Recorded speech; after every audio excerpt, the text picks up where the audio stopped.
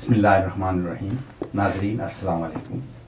آپ دیکھ رہے ہیں رحم ٹی وی نیو یارک سے پروگرام دائرہ طاہر خان کے ساتھ. ناظرین یہ پروگرام آج سے ہر ہفتے آپ رحم ٹی وی پر دیکھ سکیں گے. اس پروگرام کے 3 حصے ہوں گے. پہلے حصے میں ہم یہاں پر مقیم پاکستانی کمیونٹی کے 50 سالہ موجودگی اور اس کی کارکردگی کے حوالے سے اپنے ماہرین اور تجزیہ کاروں سے گفتگو کریں گے. دوسرے حصے میں ہم پاکستانی امریکن کمیونٹی کا مقامی سیاسی نظام معاشرت میں ان کا کردار کیا رہا اور وہ خصوصاً اسکول اور کمیونٹی بورڈ کے حوالے سے وہ کس حد تک کامیاب رہے. تیسرے حصے میں ہم پاکستان کے موجودہ سیاسی منظرنامے پر جو صورتحال ہوگی وہ ہم اپنے ماہرین سے سنیں گے کہ پاکستانی امریکن اس کے بارے میں کیا سوچتے ہیں. آج 25 دسمبر ہے، قائد اعظم ڈے ہے. آج کا یہ خصوصی پروگرام قائد اعظم محمد علی جناح کے حوالے سے ہم ان کی شخصیت اور ان کے ویژن کے بارے میں کہ وہ کس طرح کا پاکستان چاہتے تھے، آیا وہ سیکولر مملکت چاہتے تھے یا اسلامی نظام، اس طرح کے بہت سارے سوالات آج کے اس پینل میں ہم ڈسکس کریں گے. میں اپنے مہمانوں سے آپ کا تعارف کراتا چلوں. میرے دائیں جانب جناب مقبول ملک صاحب، آپ معروف دفاعی اور سیاسی تجزیہ کار ہیں، اور میرے بائیں جانب جناب مسعود حیدر صاحب، معروف کالم نگار اور سینئر سیاسی تجزیہ کار، پاکستان کے روزنامہ اخبار ڈان کی نمائندگی کرتے ہیں یونائٹڈ نیشن میں. آپ دونوں حضرات کا خوش آمدید پروگرام میں. ملک صاحب آپ سے شروع کروں گا کہ کچھ قائد اعظم کی شخصیت کے حوالے سے آپ پروگرام کا آغاز کریں تو پھر ہم آگے بڑھتے ہیں. بہت شکریہ طاہر خان صاحب، آپ نے مجھے اتنے اہم موضوع کے اوپر کچھ کہنے کا موقع دیا. قائد اعظم کو ٹریبیوٹ پیش کرنا، قائد اعظم کو خراج عقیدت پیش کرنا میری بہت بڑی خوش قسمتی ہے، اور میں ایک پاکستانی ہوں. اور جیسے کہ میں اپنے دوستوں کو کہا کرتا ہوں، میری عمر اور پاکستان کی عمر تقریباً ایک جیسی ہے، ہم پیئرس ہیں. اور جب سے ہم بڑے ہو رہے ہیں، جب سے ہوش سنبھالا ہے، ہمارے ہاؤس ہولڈ کے اندر کچن ٹیبل کی جو ٹاک ہوا کرتی تھی وہ پاکستان اور قائد اعظم اور پاکستان کی جو ترقی اور اس کی تحریک پاکستان کے جو حوالے سے جو تاریخ تھی وہ ایک روزانہ کا ایک موضوع ہوا کرتی تھی. قائد اعظم کے متعلق اگر آپ مجھ سے کہیں کہ چھوٹے سے اس دورانیہ میں کچھ سیر حاصل کہہ سکوں تو بہت مشکل ہے، لیکن قائد اعظم کو اگر ہم ان کی زندگی کے مختلف پہلوؤں میں دیکھیں، as a human being, as a leader, as a brother, as a son, as a citizen, as a barrister, as a politician, and above all as a visionary, جس کا ہمارے ساتھ بہت بڑا کنسرن ہے. تو ان سب پہلوؤں میں قائد اعظم کسی میں بھی وانٹنگ یا لیکنگ نہیں نظر آتے، بلکہ he overwhelms all these areas of his personality and his life. He was much larger than life. اگر دیکھا جائے تو ان کی اسٹیٹسمین شپ کے متعلق اگر کہا جائے کہ جب وہ بچپن کے اندر ان کے رشتہ دار اور ان کے جو پیئرس ہیں یا ان کے بڑے جو ہیں، جیسے ان کی پرسنالٹی کو ایکسپلین کرتے ہیں کہ وہ ہمیشہ خوب سے خوب تر کی تلاش میں ہوا کرتے تھے. قائد اعظم کا ایک سٹینڈرڈ تھا اپنی زندگی میں، چاہے وہ ان کے لباس کے متعلق تھا، چاہے ان کی کتابوں کے متعلق تھا، چاہے ان کی کمپنی یا ان کے دوست تھے ان کے متعلق تھا، یا ان کی جو ایک ویژنری سوچ تھی اس کے متعلق تھا. ایک بالکل ایک ایکسٹراڈنری اور ایک ریمارکیبل سٹینڈرڈ ہمیں وہاں پہ ملتا ہے. قائد اعظم کا ایک میں چھوٹا سا واقعہ بیان کرتا ہوں. ایک دوست کے ساتھ لندن میں شاپنگ کے لیے گئے، تو جو لوگ واقف ہیں آکسفورڈ اسٹریٹ سے ایک اینڈ سے دوسرے اینڈ تک آکسفورڈ اسٹریٹ میں انہوں نے واک کیا اور ہمیں معلوم ہے وہاں کس طرح کی شاپنگ ہے, وہاں پہ کون کون اور کس کس قسم کے لوگ شاپنگ کرتے ہیں. جب اپنا اس کے اینڈ پہ پہنچے تو ان کے ہاتھ میں 2 ٹائیاں تھیں. وہ اتنے چوزی اور اتنے ان کا ایک سٹائل تھا, ایک سٹینڈرڈ تھا.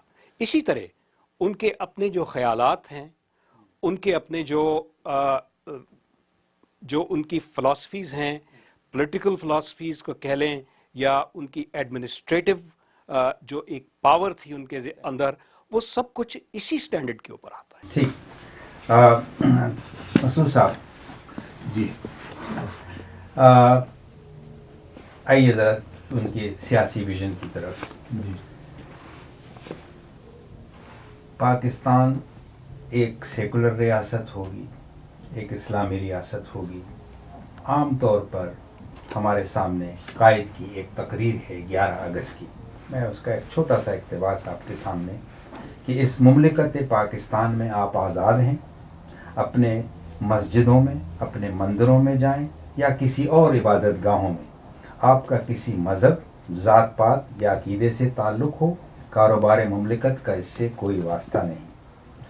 ایک سمجھ تو یہ آتی ہے کہ یہ ایک سیکولر ریاست ہوگی یا لادینی. دوسری سمجھ یہ ہے کہ کاروبار مملکت کا یہ کام نہیں ہوگا کہ فقہ حنفیہ کے مطابق نماز پڑھوں یا فقہ شافعیہ کے مطابق. ریاست یا اسٹیٹ میں میرے ذاتی عبادات میں انٹرفیئر نہیں کرے گی. جی آپ سے جاننا چاہوں گا کہ اس آپ کی نظر میں قائد اعظم کا ویژن اس تقریر کے حوالے سے کیا؟ بالکل اس تقریر کے حوالے سے تو آپ کی بات درست ہے کہ وہ ایک سیکولر حکومت چاہتے تھے اور سیکولر ویژن تھا ان کا کہ پاکستان ایک سیکولر مملکت ہوگی. اور دیکھیں پاکستان کے اندر جس وقت میں بڑھ رہا تھا تو ہمیں ایٹ لیسٹ ہمارے ماں باپ, میرے ماں باپ نے کبھی یہ نہیں کہا کہ بھئی یہاں یوں جاؤ مسجد میں یوں نماز پڑھو. بلکہ میں آپ کو ایک انسیڈنٹ بتا دوں کہ اس سے شاید یہ آپ کو پتہ چلے کہ پاکستان کس قسم کی ریاست بن رہا تھا. ایک دن میرے دوست آئے کہ چلو مسعود ذرا چلیں, ذرا یہ ساتھ میں نماز, یہ وہ ہے مسجد ہے یہاں نماز پڑھتے ہیں. ہم چلے گئے. ہمارا تعلق اہل تشیع سے تھا, مگر میرے باپ نے یہ نہیں مجھے بتایا کہ ہاتھ کھلے رکھنے چاہیے, ہاتھ باندھنے چاہیے. ہم گئے وہاں پہ, ہم نے صفیں باندھی اور جو لوگ نماز پڑھا رہے تھے ہم نے اس کے حساب سے پڑھی. سب نے ہاتھ باندھے, ہم نے بھی ہاتھ باندھ دیے. مسعود صاحب یہ تو کہنے کی تحریک کے دوران بھی یہی کہ ہم ایک ایسے خطے کو چاہتے ہیں جو ہم آزادانہ طور پر اپنے ثقافتی کلچر, اپنے مذہبی آزادی کے ساتھ رہ سکیں. جی ایک سمجھ یہ ہے. لیکن جب آپ ایک دم سیکولر کی بات کرتے ہیں تو اس سے مراد کہ لادینی آپ کی مراد ہے؟ سیکولر کی بات وہی جو قائد اعظم نے کہی. لادینی کی بات تو ہو ہی نہیں رہی نا. دین تو آپ کے پاس آلریڈی ہے. کچھ لوگ سیکولر کا مطلب لادینی لیتے نہیں, آپ بنے اسی لیے نا اسلامک ریپبلک آف پاکستان, مگر وہ تو اپنی جگہ ہے. مگر یہ کہ جو قائد اعظم نے کہا سیکولر جو کہا, اس کا مطلب یہ کہ آپ اپنے جو بلیفس ہیں ان کو امپوز نہیں کریں گے, اور نہ وہ بلیفس ریفلیکٹ ہونے چاہیے حکومت میں. بالکل صحیح ہے. اور اس سے یعنی تفرقوں کو روکنے کے لیے آپ اپنی عبادت اپنی اس میں کریں, دوسروں کو کرنے دیں. جو اقلیتیں ہمارے یہاں اس کا تحفظ کیا جائے. اور میرا خیال صرف اتنا ایڈ کر دوں, ان کا خیال صحیح تھا. بعد میں جو ہم نے دیکھے, جو ایک کے بعد ایک چیز ڈفرینسز ہوتے رہے, وہ اس بات کا to bear testimony to the fact کہ قائد کا ویژن بالکل ٹھیک تھا, مگر یہ کہ ہم نے اس کو ایکسپیریمنٹ کیے, یہ کیا وہ کیا. ابھی بھی میرا خیال ہے کہ پاکستان کے اندر جو مسلمان ہیں بیسیکلی وہ بلیو کرنے کے لیے تیار ہیں کہ پاکستان ایک سیکولر حکومت ہونی چاہیے, لادینی نہیں. ملک صاحب, نئی دہلی میں 14 جولائی 1947 میں ایک پریس کانفرنس میں قائد اعظم سے جب ایک رپورٹر نے پوچھا کہ پاکستان ایک لادینی سیکولر یا دینی یعنی اسلامی اسٹیٹ ہوگی؟ قائد نے اس کے جواب میں کہا کہ آپ مجھ سے ایک احمقانہ سوال کر رہے ہیں. مجھے نہیں معلوم کہ دینی ریاست کے معنی کیا ہوتے ہیں. رپورٹر نے کہا کہ دینی ریاست ایسی ہوتی ہے جس میں صرف کسی مخصوص مذہب کے لوگ، مثلا مسلمان تو پورے شہری ہو سکتے ہیں لیکن غیر مسلم پورے شہری نہیں ہو سکتے، یعنی سٹیزنز کے حوالے سے. تو قائد نے کہا کہ مجھے ایسے لگتا ہے کہ پہلے میں نے جو کچھ کہا ہے وہ ایسا ہی ہے جیسے کسی چکنے گھڑے پر میں نے پانی پھینک دیا. رائٹ. اب کیا آپ نے، وہ ان سے پوچھنے لگے کیا آپ نے اسلام کا مطالعہ نہیں کیا؟ ہم نے جمہوریت کا سبق 1300 سال پہلے پڑھا تھا. میں ایک یعنی پاکستان ایک ڈیموکریٹک مملکت ہوگی لیکن یہ مغربی جمہوریت نہیں ہوگی، یہ وہ جمہوریت ہوگی جس کی بنیاد قرآن و سنت سے نکلے گی.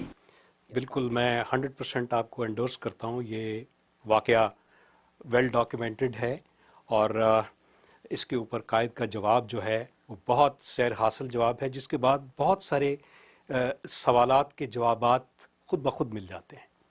جیسے میرے دوست ابھی تھے کہ پاکستان میں قائد اعظم کا ویژن ایک سیکولر ویژن تھا. آئیے سب سے پہلے تو سیکولرزم کی چھوٹی سی ڈیفینیشن جو میرے پاس ہے میں وہ پیش کرتا ہوں، تو پھر اس کو آگے ایکسپینڈ کرتے ہیں. یہاں میں ایک فٹ نوٹ پہلے دے دوں کہ پاکستان میں یا تو ہم کوئی نیا سیکولرزم جو ہے وہ ری انوینٹ کر رہے ہیں، یا ایک سیکولرزم جو کہ دنیا کے اندر اس وقت رائج ہے مختلف ممالک میں، ہم اسی کو آگے بڑھانے کی کوشش کر رہے ہیں. جو سیکولرزم کی تعریف میرے پاس ہے، سیاست، ریاست، حکومت اور معاشرہ خدا سے کوئی تعلق نہیں رکھتا. یہ ساری چیزیں سیاست سے باہر ہیں. مذہب سے کوئی تعلق، سیاست ویل خدا سے نہیں، مذہب نہیں. یہ جو اس کی جو ڈیفینیشن کتاب میں لکھی ہے اس میں خدا کہا گیا ہے. انتہائی لادینی، انتہائی. دیکھیے نا پھر یہاں پہ میرا خیال ہے مذہب سے ان کا یہاں پہ پریکٹیکل بیسس پہ جو ہو رہا ہے جی وہ یہاں پہ امریکہ میں ہوتا ہی exactly church and state are separated. جب چرچ اور اسٹیٹ کو آپ سیپریٹ کر رہے ہیں اس کا مطلب ہے اسٹیٹ سے خدا کا کوئی تعلق نہیں ہے. تو ڈائریکٹلی اور انڈائریکٹلی یہ جو اس کی مذہب سے کوئی تعلق نہیں. جی آپ مذہب کہنا چاہیں مذہب کہیں، میں اس کی کتابی ڈیفینیشن جو کہ میں کتاب سے اگر آپ کتابی ڈیفینیشن پہ تو بہت پرابلم چلی ہے. Exactly right. جب ہم سیکولرزم کی بات کرتے ہیں تو میرے جیسے آدمی کے لیے یا ایک جو ایک نارمل ایک تعلیم کا ایک ایوریج سطح کی ویژن کا آدمی ہے، اس کے لیے کافی ساری مشکلات ہو جاتی ہیں اس کو ڈائجسٹ کرنے میں. سو جب ہم کہتے ہیں جی کہ سیکولر اسٹیٹ ہوگی تو اس کے دو بیسز ہیں، ایک ہیومن ساورینٹی اور ایک پاپولر ساورینٹی. یہ دو بنیادیں ہیں جس کے اوپر ڈیموکریسی چلتی ہے. جو ماڈرن ڈیموکریسی ہے اس کے اندر اس کو چلانے کے لیے آپ دیکھیں تو جو ویسٹرن ممالک کے اندر اس وقت ڈیموکریسی چل رہی ہے، اس ڈیموکریسی کی بنیاد انہی دو اصولوں کے اوپر ہے. اور اگر دیکھا جائے تو 17ویں صدی کے بعد جب چرچ آف انگلینڈ کو سیاست سے باہر نکال دیا گیا اور جب امریکہ کے اندر 1776 کے اندر یہاں پہ ریولوشن آیا، آزادی یہاں پہ ملی، تو انہوں نے پہلے دن سے اپنا اسٹیٹ اور اپنا چرچ کو علیحدہ کر دیا تھا. تو ہمارے ہاں اس چیز کا تصور تک نہیں تھا جب پاکستان کی موومنٹ چل رہی تھی. پاکستان کی موومنٹ پہ کچھ لوگ اس بات کو ڈینائی کریں گے، لیکن میرے بزرگوں نے، جیسے میں نے پہلے اپنے بات میں کہا کہ ہم بچپن سے یہ کچھ سنتے آ رہے ہیں، پاکستان کا مطلب کیا؟ لا الہ الا اللہ. یہ ایک حقیقت ہے، یہ ایک حقیقت ہے. ایک چیز میں ایڈ کر دوں. جی ایڈ آپ کریں جو مرضی، لیکن ایسا ہوا تھا. یہ تاریخ ہے اور یہ فیکٹس ہیں. میں اس میں آپ سے ایک واقعہ کوٹ کرتا ہوں. कायद आज़म को मुख्तलिफ टाइम्स के ऊपर ये डॉक्यूमेंटेड फैक्ट्स हैं ये, जैसे कि अभी ताहिर खान साहब ने भी बताया जिस प्रेस कॉन्फ्रेंस की ये बात कर रहे थे।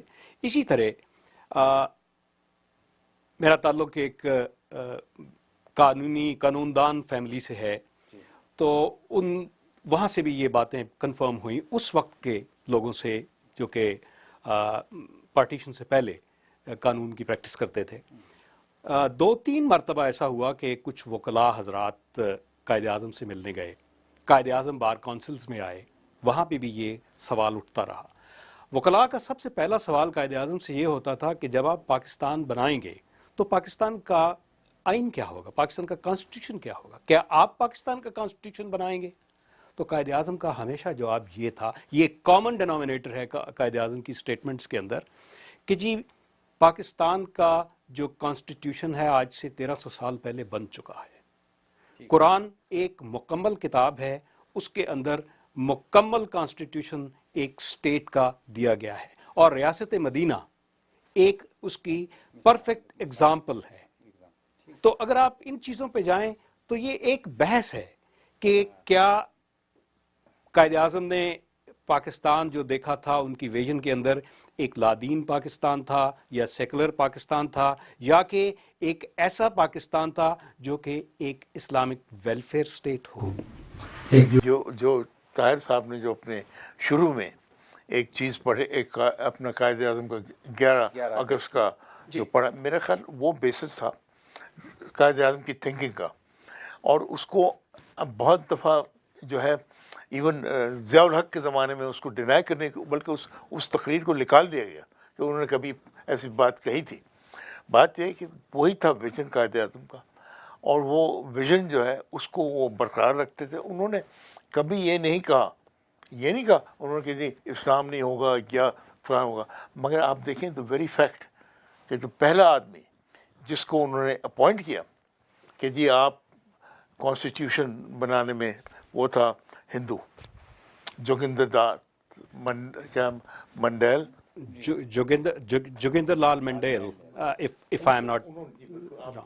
तो उन्होंने ये डिसाइड किया था कि एक हिंदू को उन्होंने अपॉइंट किया कि जी आप कॉन्स्टिट्यूशन बनाएंगे। उन्होंने उसको इंस्ट्रक्शन ही दी थी, उनको इंस्ट्रक्शन भी नहीं दी थी कि भाई आप जो है, उसने एक बेसिस बनाया जिसकी वजह से जो टेम्परेरी कॉन्स्टिट्यूशन की वजह से, देखिए 1945 का कॉन्स्टिट्यूशन जो था वो बेसिस रहा है हमारा, और 1945 के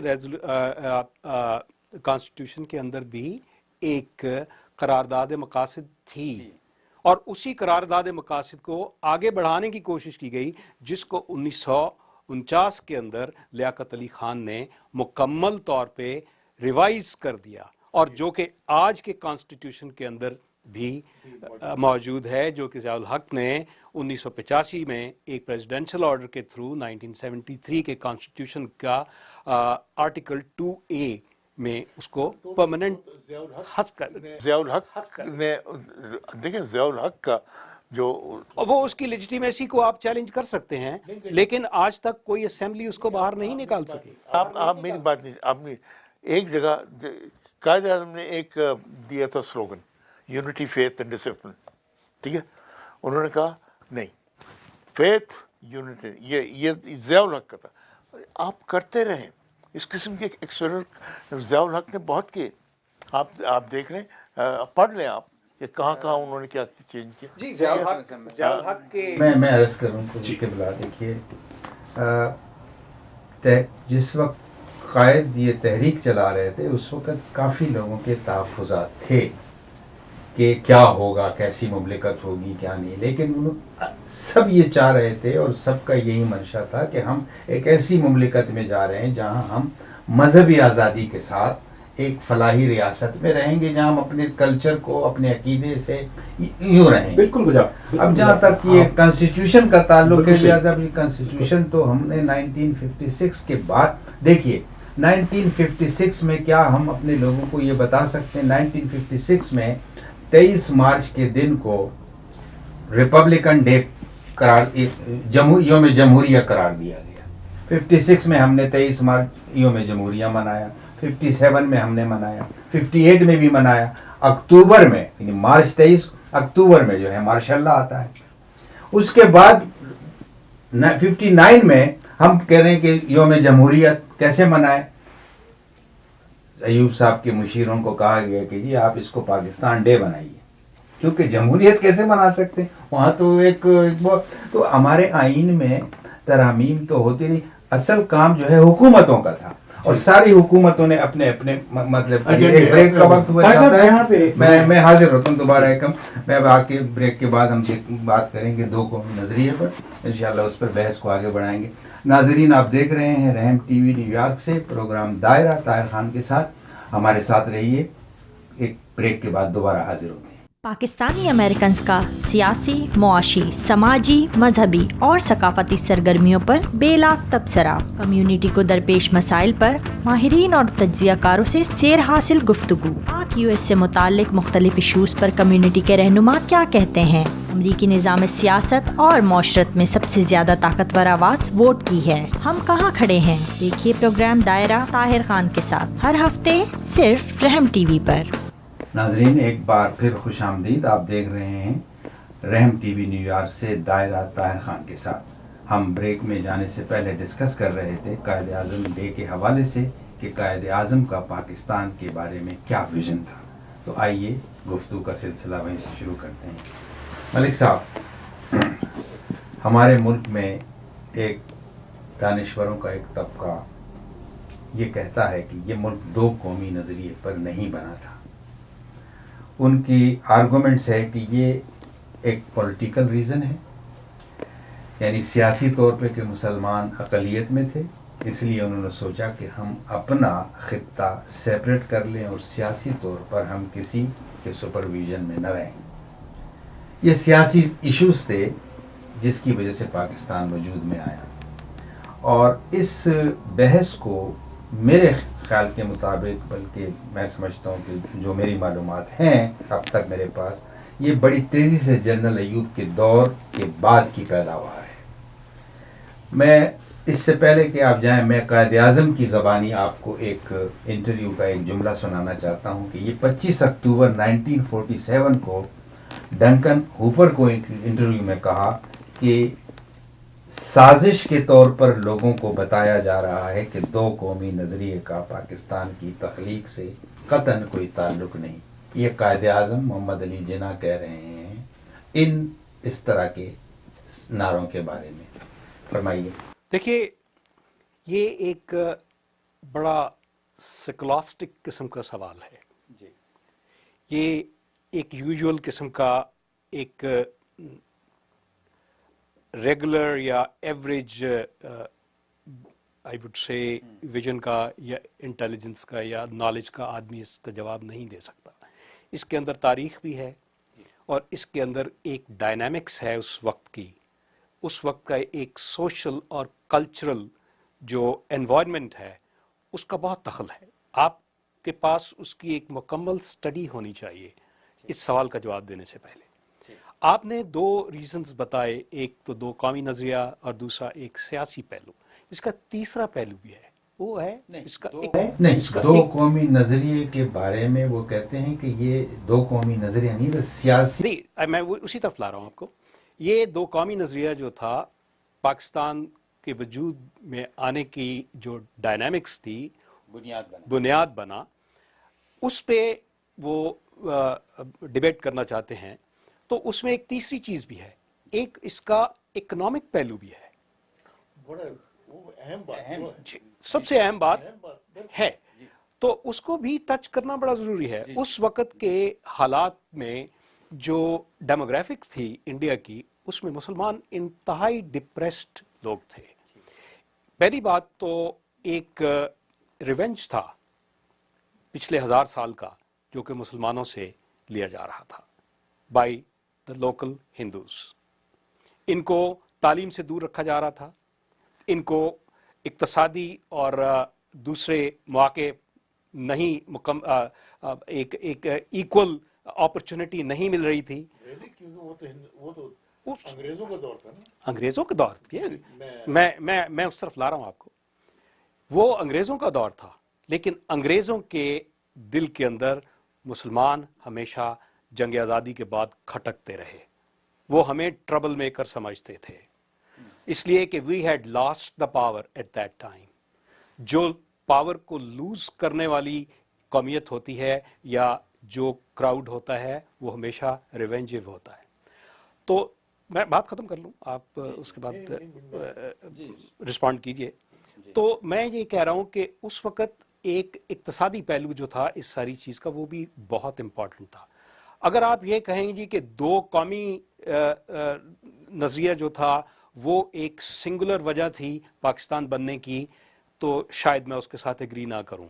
اس کے ساتھ اور بھی محرکات تھے اور بھی ڈائنامکس تھے. ایک سیاسی ڈائنامکس تھی اس کی، اور دوسری معاشی ڈائنامکس تھی، اور ایک معاشرتی ڈائنامکس تھی. یہ ساری چیزیں پاکستان بننے کی وجہ بنی. ٹھیک. اچھا ملک صاحب، میں صرف آپ ایک بات آپ کی میں ایڈ کروں گا. آپ نے فرمایا کہ ایک ریونج بھی تھا ان کا، ہندوؤں کا. ایبسولوٹلی. دیکھیے 800 سال تک مسلمانوں نے حکومت کی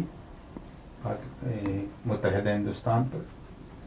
آپ کوئی ایسی تاریخی بات یا کوئی ایسا حوالہ نہیں دے سکتے کہ جس میں ہندوؤں نے شکایت کی ہو مسلمانوں سے کہ ہمارے ساتھ زیادتی ہوئی. لیکن جس سیکولر نظام کی ہم بات کر رہے ہیں اور جس کے دائی ہمارے پڑوسی ہندوستان ہے، وہاں پر آپ دیکھیے کہ سیکولر کا کیا عاشر کر رہے ہیں وہ، اور مسلمانوں کے ساتھ کیا رویہ اختیار کیا. میرے سوال کا جواب آپ نے خود دے دیا. رسول صاحب یہ کیا فرمائیں گے آپ دو کو نہیں، میں یہ جو سب سے زیادہ جو انہوں نے بات کی، میرا خیال ہے کہ معاشرتی انفلوئنس جو زیادہ تھی، جس کی وجہ سے جو ہے یہ ہمیں پاکستان ہندوستان کی طرف جو توجہ دی گئی ہے اس وجہ سے، کیونکہ کہ آپ نے بالکل مسلمانوں کو یہ اپنی طرف سے تھا کہ جی ہمیں ڈسکرمنیشن ہو رہا ہے ہمارے خلاف، جو کہ میرے خیال سے دونوں کے ساتھ، ہندو اور مسلمانوں کے ساتھ، یہ انگریز جو ہے نا جو ڈسکرمنیشن ہے دونوں کے ساتھ برابر کا کر رہا تھا. مسعود صاحب، کچھ لوگوں کا خیال ہے کہ بنگلہ دیش کے قیام کے بعد دو قومی نظریے جی سر، بہت بات ختم ہو جاتی ہے. یہ کہنا چاہ رہے ہیں آپ کہ لوگوں کا خیال، میں نہیں کہنا اچھا چاہتا، نہیں، لوگوں کا یہ خیال ہے. نہیں، بات یہ ہے کہ بنگلہ دیش کا بننا جو تھا اس کا کوئی قومی نظریہ، پھر پاکستان جو بنا ہے اس میں بنگالیوں کا بہت بڑا ہے، اور انہی کی وجہ سے پاکستان بنا ہے، انہی کی وجہ سے پاکستان بنا ہے. سمجھے آپ؟ یہ ہے کہ مگر ان کو کیونکہ جیسے آپ بات کریں معاشرتی طور پہ ان کو ایک دم سے سائڈ لائن کیا گیا. اور آپ کسی کچھ بھی کہہ دیں کہ کوئی بھی کہ جی وہ تو مگر 1958 سے اس کے بعد تو حکومت جو تھی وہ ویسٹ پاکستانیوں کے ہاتھ میں تھی نا. Economic factor is always the final factor. Yes sir, you're absolutely right. This is the bottom. You're absolutely right, and that is what made basically east Pakistan جو ہم سے الگ ہوا ہے وہ اسی وجہ سے شکایت کہ جی آپ فلانی چیز میں ہمارا کوٹا اپنے کھا رہے ہیں. پاپولیشن ہماری زیادہ ہے، پیسہ وہاں جا رہا ہے زیادہ ویسٹ پاکستان میں. پروجیکٹس سارے کے سارے ویسٹ پاکستان میں ہو رہے ہیں، ایسٹ پاکستان میں نہیں ہو رہے.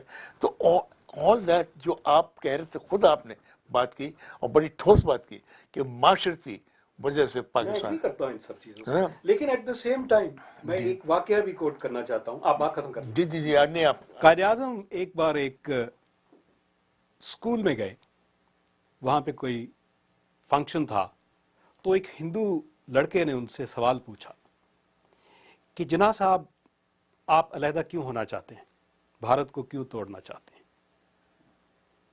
تو تھوڑی دیر کے لیے قائد اعظم خاموش ہو گئے. تو ہندو لڑکوں نے تالیاں بجائیں کہ شاید جناح صاحب اس وقت لاجواب ہو گئے. تھوڑی دیر میں قائد اعظم نے کسی سے کہا جی مجھے ایک پانی کا گلاس دیجیے. تو ایک صاحب پانی کا گلاس لے آئے، تو قائد اعظم نے اس میں سے 2-3 گھونٹ پیے اور اس ہندو بچے کو کہا کہ یہ پانی پیو. And he refused. He said, "You are a Muslim. I can't drink it. My religion does not allow it." The same time, ایک مسلمان بچہ ادھر قریب تھا, قائد اعظم نے اسے کہا یہ پانی کا گلاس پیو, تو اس نے فوراً پی لیا.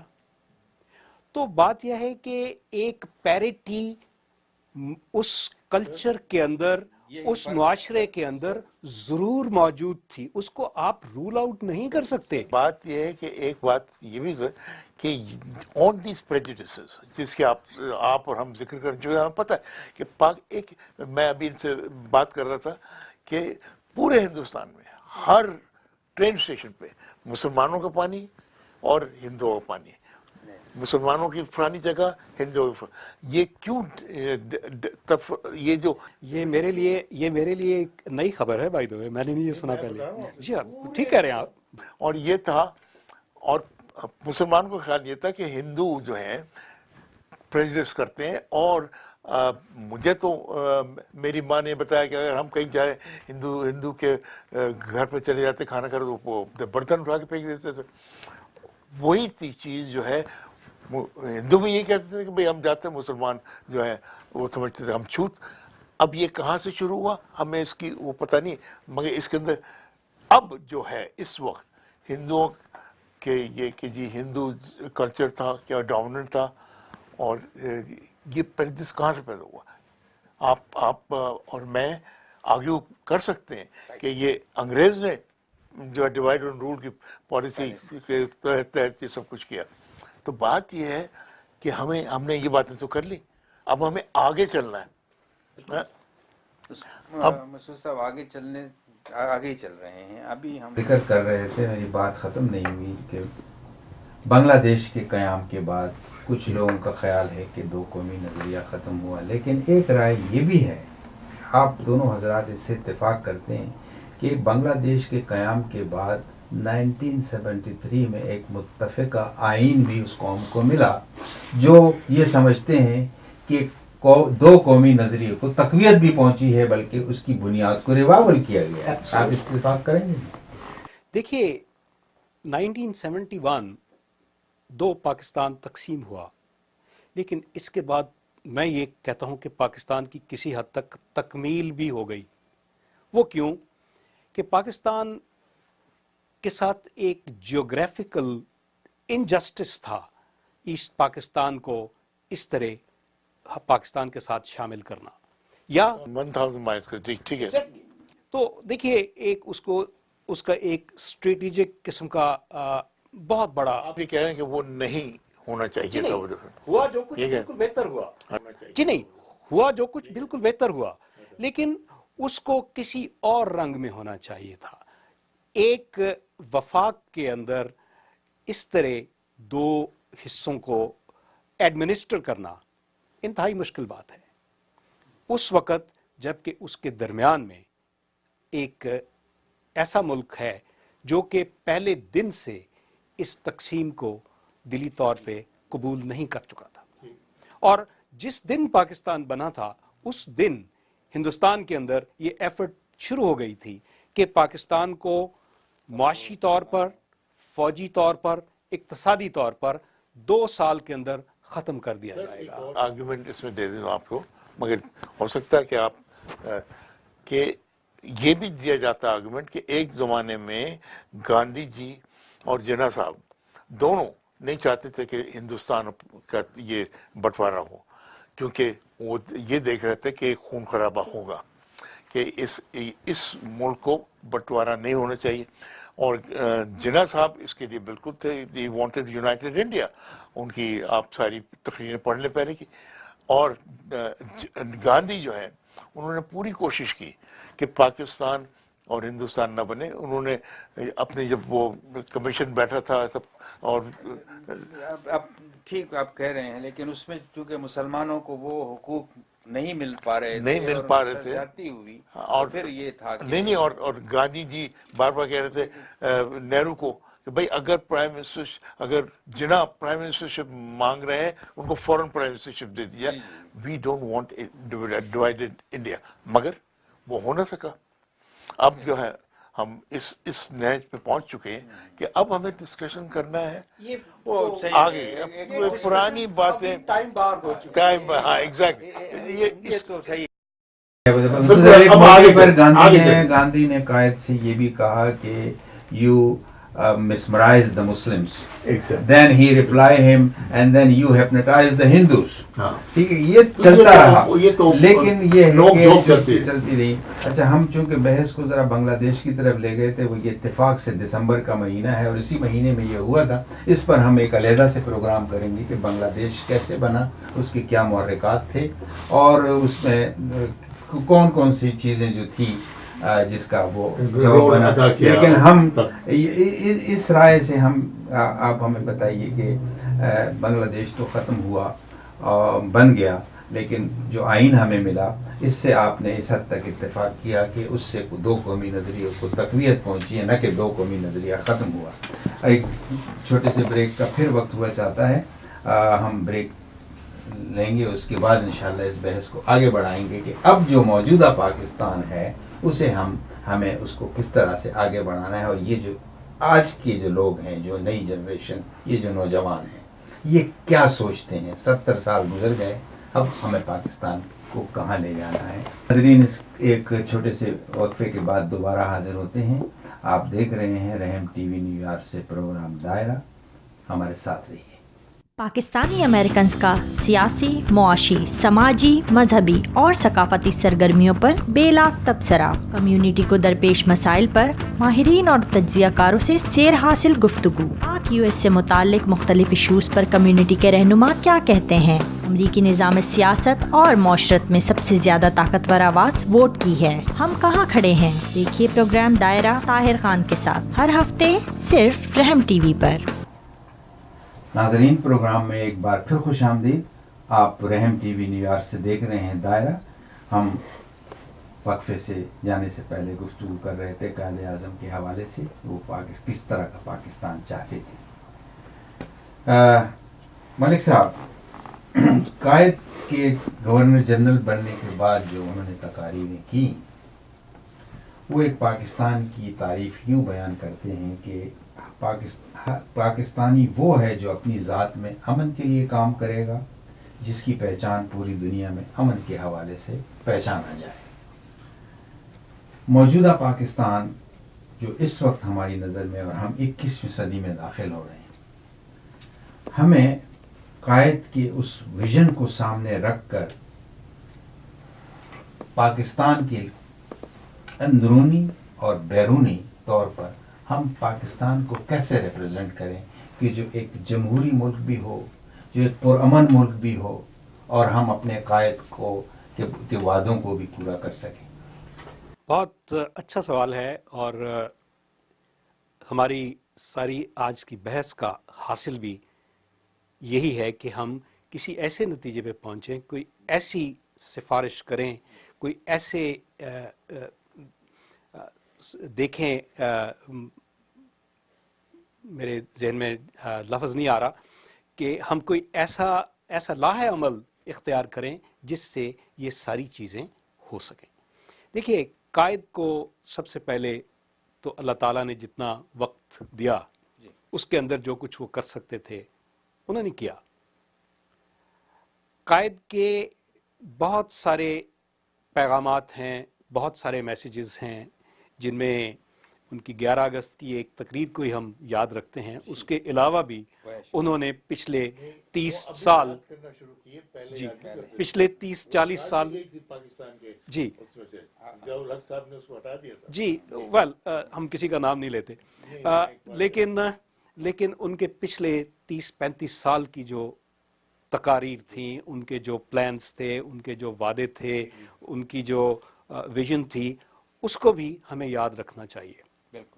قائد نے ایک ایسی سٹیٹ ذہن میں تھی ان کے, جو کہ ایک بیلنس ہو سیکولر سٹیٹ کا اور ایک اسلامک ویلفیئر سٹیٹ کا, جو کہ ایسی ایک ماڈل پیش کرے دنیا کے اندر, جس کے اندر ایک نارمل شہری جو ہے وہ اپنے آپ کو محفوظ سمجھے، اس کے جو ضروریات ہیں وہ پوری کی جائیں، اس کے جو رائٹس ہیں، اس کے جو سول رائٹس ہیں ان کو پروٹیکٹ کیا جائے، اور اس کے لیے ایک اچھی زندگی اور ترقی کے مواقع فراہم ہوں۔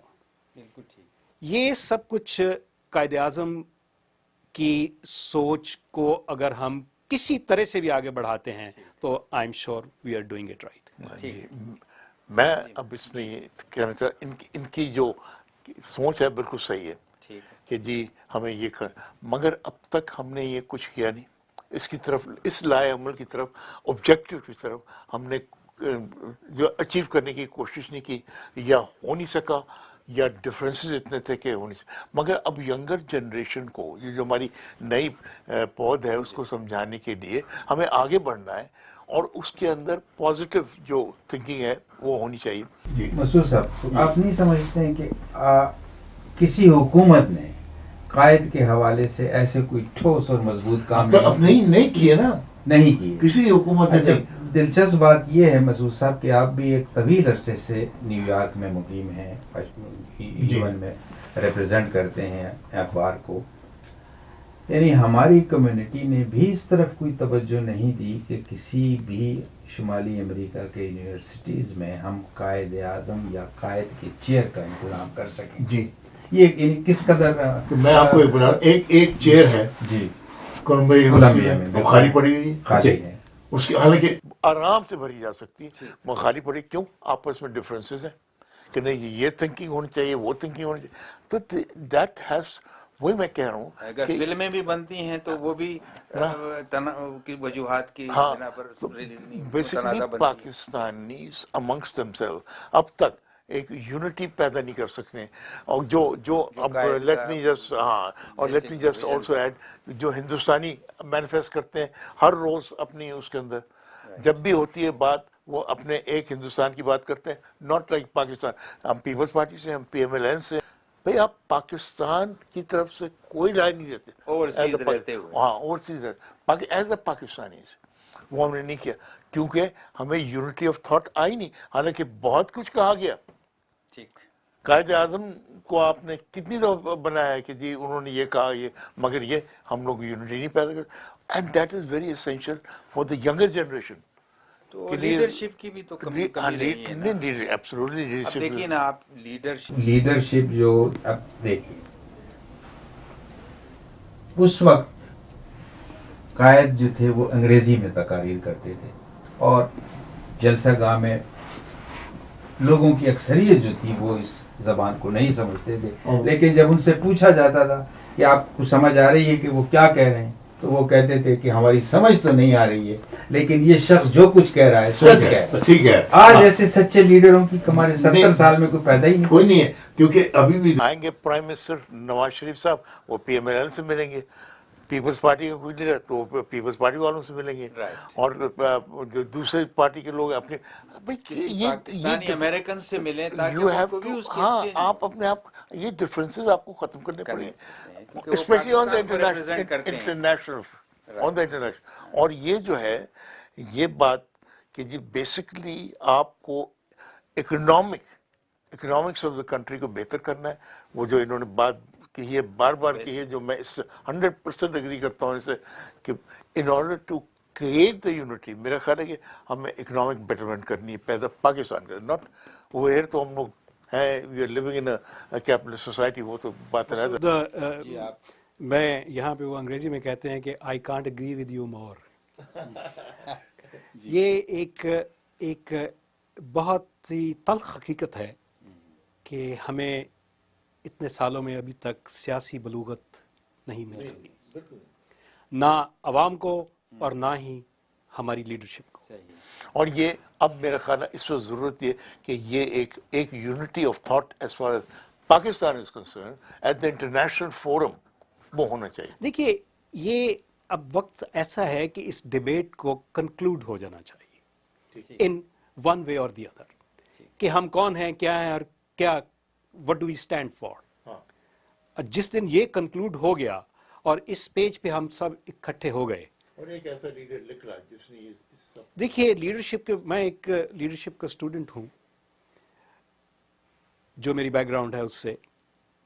لیڈرشپ ایک ایسی چیز ہے جیسے ہوا کا اگر دباؤ کم ہو جائے تو ویکیوم ہوتا ہے، تو ویکیوم کو فل کرنے کے لیے اندھیری آتی ہے.